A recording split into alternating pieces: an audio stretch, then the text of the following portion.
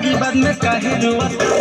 होई तो कली खगोड़ी नया नया बाड़ू निमन लगी बाद में काहे रोवत तारू छोटे साइज बाटे न लगावे दो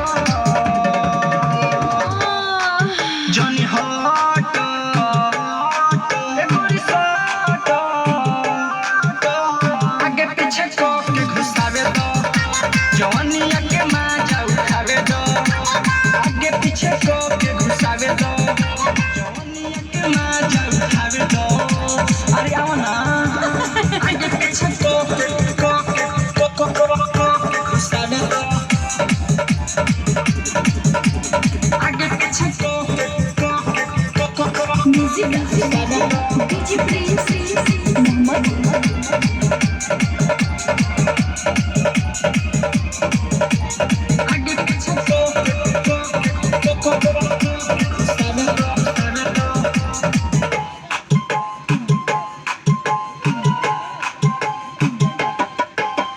हर नया काम में गोरी होला परेशानी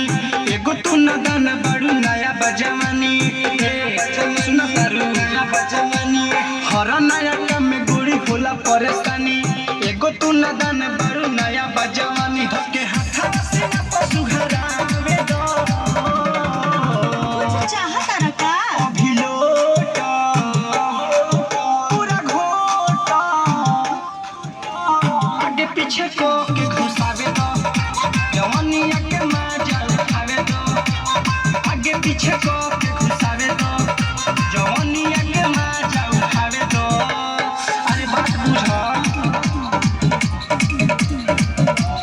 आगे पीछे को घुसावे दो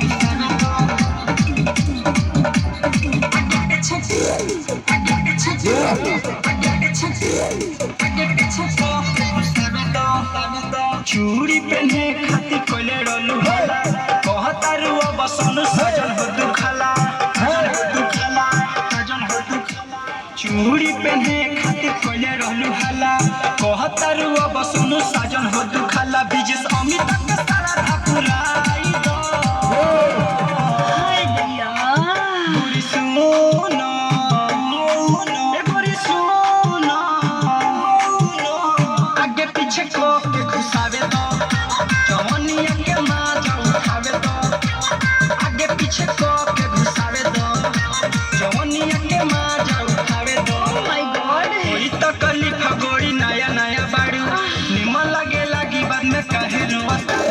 कोई तो कली फगोड़ी नया नया बाड़ू निमन लगी बाद में काहे रोवत तारू छोटे साइज बाटे साबुन लगावे दो जनी हट